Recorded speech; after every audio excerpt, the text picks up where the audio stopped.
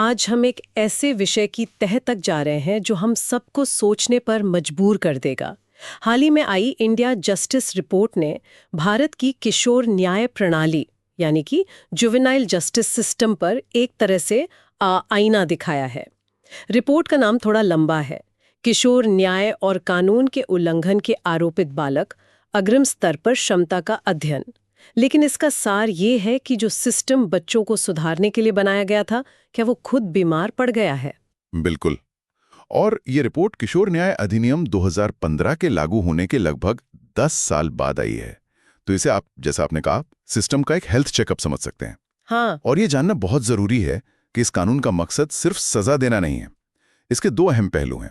एक, उन बच्चों से निपटना जिन पर कानून तोड़ने का आरोप है, और दूसरा, उन बच्चों की देखभाल और सुरक्षा करना जिन्हें वाकई में मदद की जरूरत है। सही कहा। और इससे पहले कि हम इस पर और गहराई से बात करें, एक बहुत ही बुनियादी बात साफ कर लेते हैं।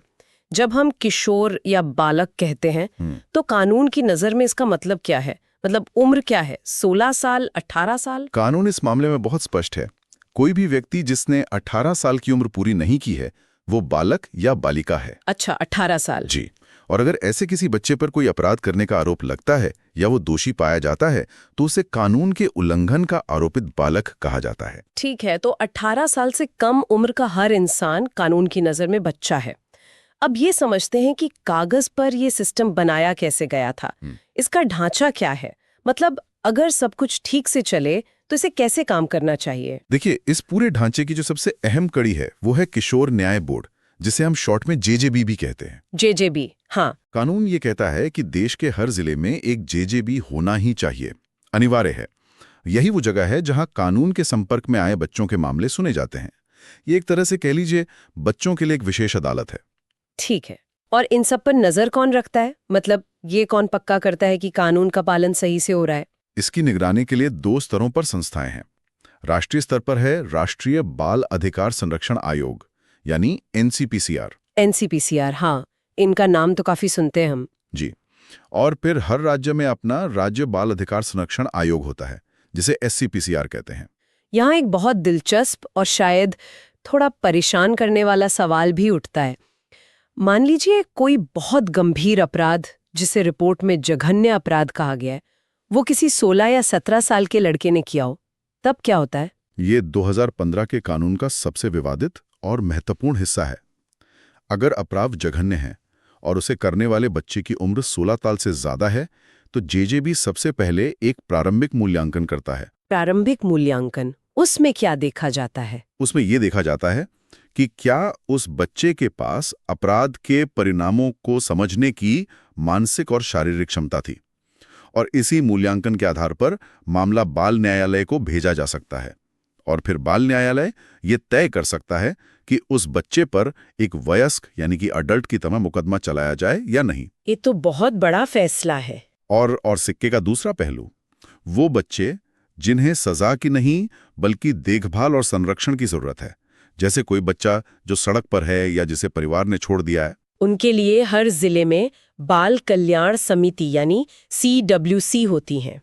इनका काम सजा देना बिल्कुल नहीं है, बल्कि बच्चों के सर्वोत्तम हित में फैसले लेना है, जैसे उन्हें किसी शेल्टर होम में भेजना या फॉस्टर केयर में रखना। तो ये सुनने में तो बहुत अच्छा लगता है। मतलब एक तरफ जेजेबी, दूसरी तरफ CWC, ऊपर से निगरानी के लिए आयोग। लगता है सब कुछ सुरक्षित है। लेकिन जब इंडिया जस्टिस रिपोर्ट जमीनी हकीकत का आईना दिखाती है, तो ये पूरी तस्वीर बिखर सी जाती है ना? दुर्भाग्य से हाँ, कागज और हकीकत में बहुत बड़ा अंतर है। तो चलिए इसी हकीकत को समझते हैं। सबसे पहला मुद्दा जो रिपोर्ट उठाती है वो है किशोर न्याय बोर्डों यानी जेजेबीज की कमी और असंगतता। और आंकड़े वाकई चौंकाने वाले हैं। 2023-24 तक देश के 765 जिलों में से केवल 707 जेजेबीज काम कर रहे थे। मतलब करीब करीब 60 जिलों में तो बच्चों के लिए कोई विशेष अदालत ही नहीं थी। जी बिल्कुल। और केवल 18 राज्यों और जम्मू कश्मीर में ही हर जिले में जेजेबी की स्थापना हो पाई थी। ये तो बुनियादी ढांचे में ही एक बहुत बड़ी कमी है। और जहां ये बोर्ड है भी, वहां भी शायद पूरी क्षमता से काम नहीं कर रहे हैं ना? रिपोर्ट में एक फुल बेंच के बिना काम करने की बात कही गई है। इसका बच्चों पर क्या असर पड़ता है? इसका सीधा असर न्याय की प्रक्रिया और उसकी गुणवत्ता पर पड़ता है।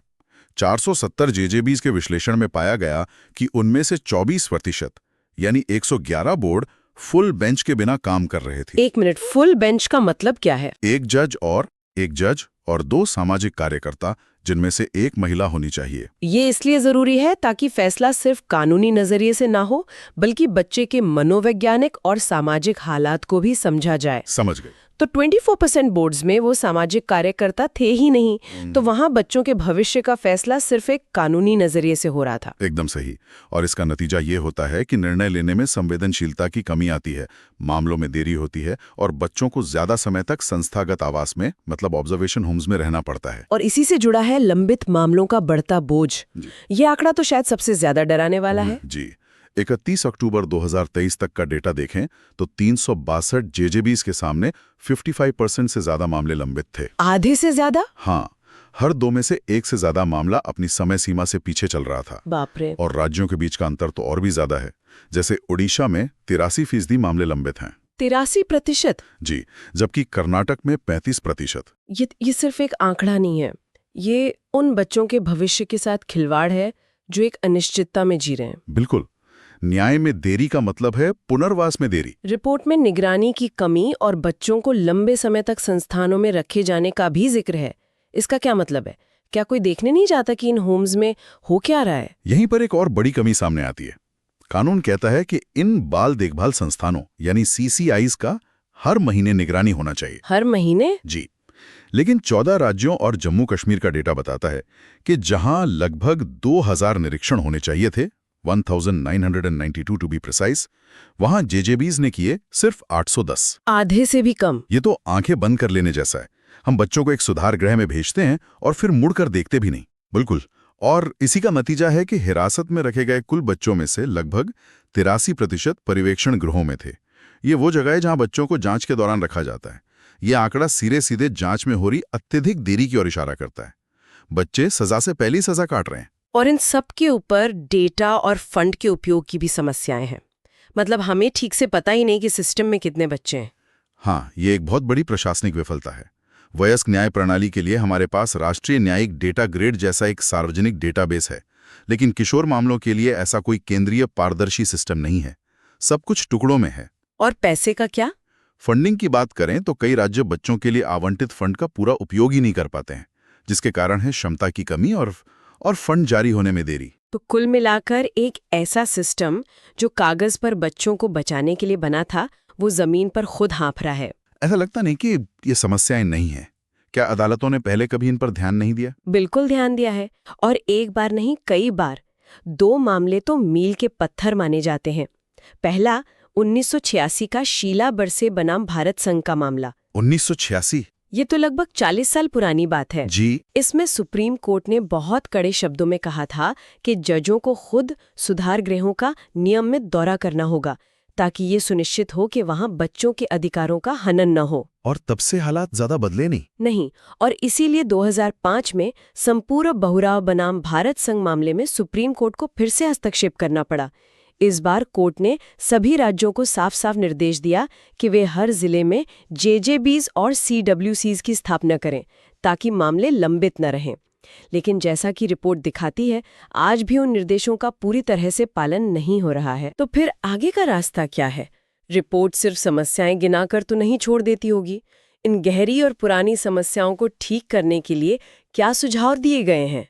रिपोर्ट ने कई ठोस सिफारिशें की हैं। सबसे पहली और सबसे जरूरी है जेजेबीज की क्षमता को मजबूत करना। इसका मतलब है कि जज, प्रोबेशन ऑफिसर और काउंसलर जैसे खाली पड़े पदों को तुरंत भरा जाए और ये सुनिश्चित किया जाए कि इन पदों पर आने वाले लोग प्रशिक्षित हों। सही बात है। और आज के जमाने में मेरा मतलब है, तकनीक की क्या भूमिका हो सकती है? ये दूसरी बड़ी सिफारिश है। एक डिजिटल केस मैनेजमेंट सिस्टम बनाया जाए।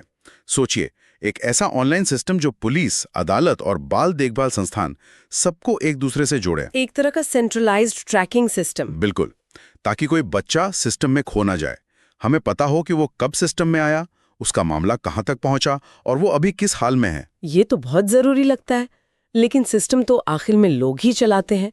उन लोगों के बारे में क्या? उन्हें यह समझना होगा कि वे बच्चों के साथ काम कर रहे हैं, वयस्कों के साथ नहीं। और जो मामलों में सालों की देरी हो रही है, उसका क्या हल है?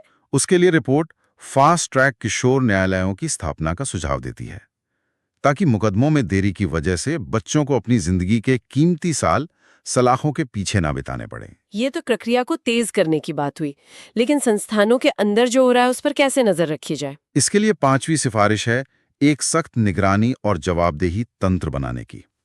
मतलब अगर किसी संस्थान में दुर्व्यवहार या मानवाधिकारों के उल्लंघन की घटना होती है तो उसकी तुरंत जांच हो और दोषियों को सजा मिले। अकाउंटेबिलिटी। जी, जवाबदेही। बिना जवाबदेही के कोई भी सिस्टम सुधर नहीं सकता। और अंत में, क्या कोई ऐसी सिफारिश है जो इन बच्चों के साथ पुलिस के पहले संपर्क को बेहतर बना सके?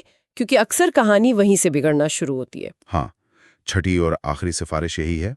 हर पुलिस थाने और अदालत में विशेष किशोर न्याय इकाइयां बनाई जाएं। इनमें ऐसे पुलिसकर्मी और स्टाफ हों जिन्हें बच्चों के साथ संवेदनशीलता से पेश आने की ट्रेनिंग मिली हो, ताकि बच्चे शुरू से ही डरे नहीं और उन्हें सही कानूनी प्रक्रिया का लाभ मिले। तो कुल मिलाकर ये रिपोर्ट सिर्फ नियमों के पालन से कहीं आगे जाने की बात कर रही है।